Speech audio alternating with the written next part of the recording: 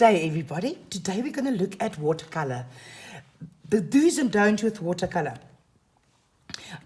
Most important is the paper that you're working on. You cannot work on ordinary printing paper.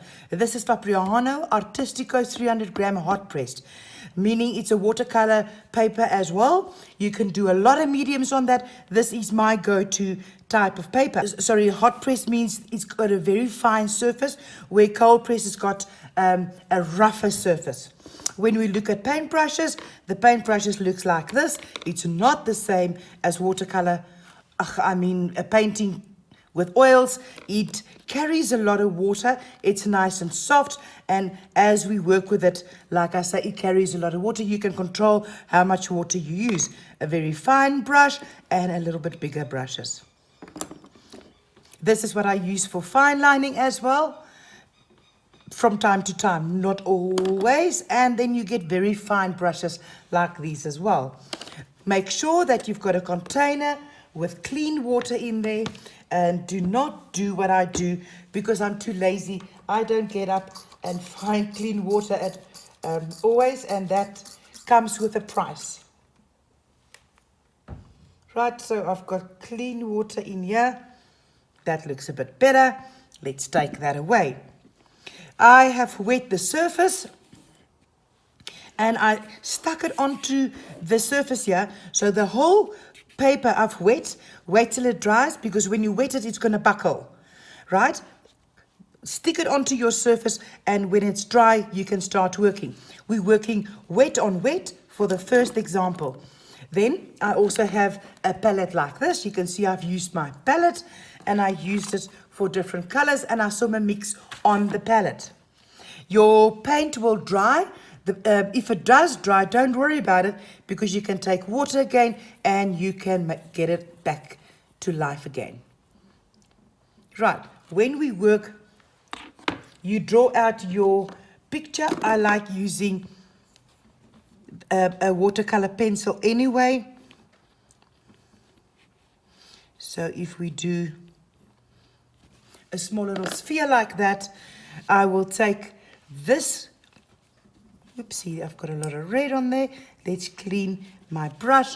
And then I've got a small, let's just do that. I've got a small cloth here, a clean cloth, and I keep on wiping on the cloth. Now I'm going to take this and I'm going to just wet that sphere nicely. Then I'm going to take some paint and work with a very light color. Just plonk it on there and move that around. It won't really leave the area that is not, what I want to say is, it will stay in the wet area, because I've wet that and it doesn't run out easily. Okay, so that's that. So this is wet on wet. I've wet. That's my mistake. It's my paintbrush that went over the edge there. Right, so that's my first layer. I will wait for that layer to dry before I start working with other color.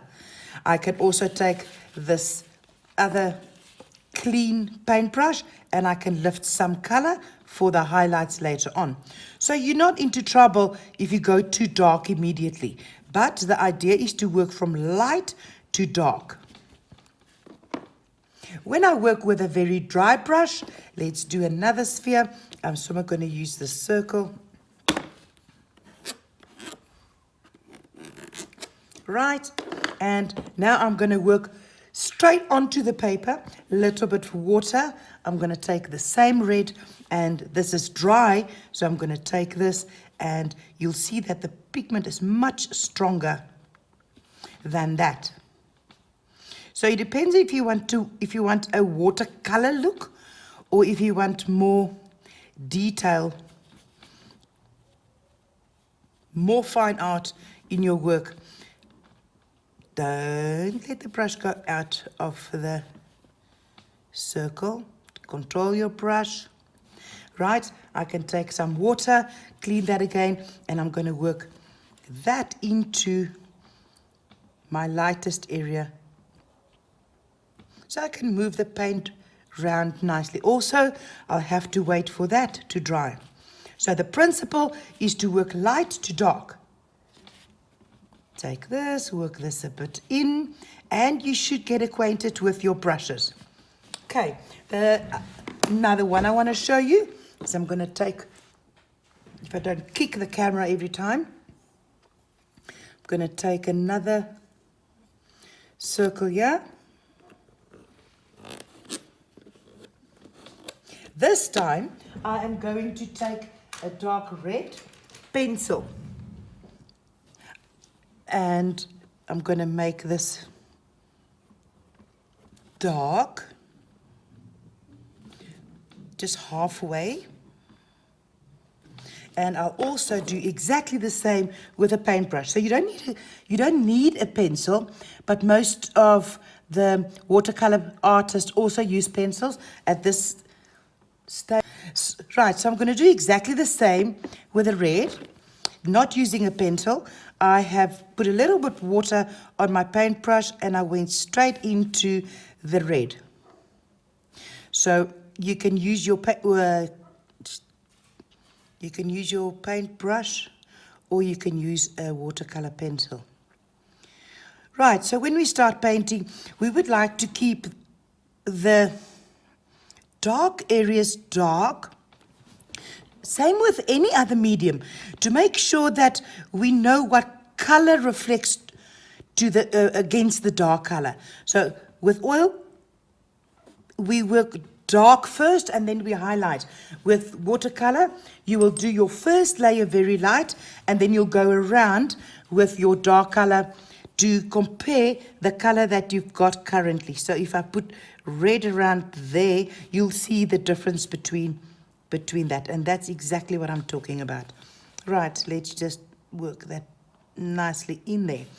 Now I am going to do the same. I'm changing my paintbrush, take a little bit of red again, and I'm going to paint exactly the same as that, work that in.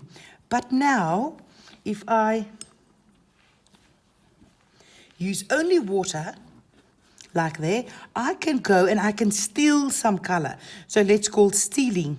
That is stealing some color from the edge, working that into my drawing. Now, with this specific paper, you can 90% of the time you can always pull or push your color around. Can you see? I only had water on there. So plain water, see? Water. I'm going to steal some of that and just release, the water will release that edge. So you'll see when I do the flowers where I was stealing some color, not necessarily fill the color with my paintbrush, because sometimes I don't want to use so much color. So let's just work that in again. Now, if we're talking about bleeding of color. Now, what happened there was that color that I added, they wanted to bleed in there, meaning that is not a very crisp line. So if I put water on there, you'll see that the color will bleed into that. Now, there's options where you want the color to bleed in. I'm going to take some dark. Let me show you nicely. So if I do that, can you see? Color is bleeding in. So that's what they mean about bleeding. Some projects, that's exactly what you want to do. Or if you want to have a crisp edge, be careful that you don't have that bleeding that takes place. That is when you work with dry on dry. This is wet on wet. To show you another color, if I take this blue and I plonk it on there, you'll see that those two colors will start becoming a purple, and depending on what you paint, you want that color to go into that. And let's say the red again, plonk the red down, take the water, bring this and work that back in again. So it's going to be a trial and error. I have made a demonstration of flowers that I want you to follow, and that will give you all the mistakes, and it will give you that confidence, I'd say. Now, if I want to lift out that, I can take my cloth and I can lift it out now. If it's dry, completely dry, I think that is about dry, to lift that color up, it's a bit more difficult. I can take water, drop the water there, leave it for a couple of minutes, and perhaps I can lift up some color. So it will release. The biggest mistake by using watercolor is being scared. Don't be scared. Follow the demonstration that I did for you, and you can use your own flowers. You can use flowers, pictures from Pixabay. That's what I did. And at least you should try. Now, what I'm going to do now is that there, I am going to enhance that with a watercolor pencil. This is a light cobalt. It's a Rembrandt aquarelle pencils. So it's a watercolor pencil. I can use this now to add that there. I don't always find the advantage of sitting there and really just work with fine brushes if you don't have a steady hand. So pencils really come in handy. I'm going to take the small little brush and I'm going to take this, move it down so it doesn't bleed. Yeah, be careful that it doesn't bleed in there. It can bleed into the background, which is fine. If I use too much water, clear this out. I can take more pencil.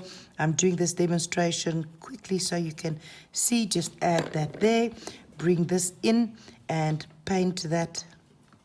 If you find that your brush doesn't want to make it move, take a bigger brush and that'll work there as well. So be very careful with watercolor pencils if your pencils, your surface is wet. So I can take that pencil. Remember that watercolor pencils, the color only starts popping the moment you add water to that. So now I'm going to take water, plonk it in there, and see how that color really just comes out.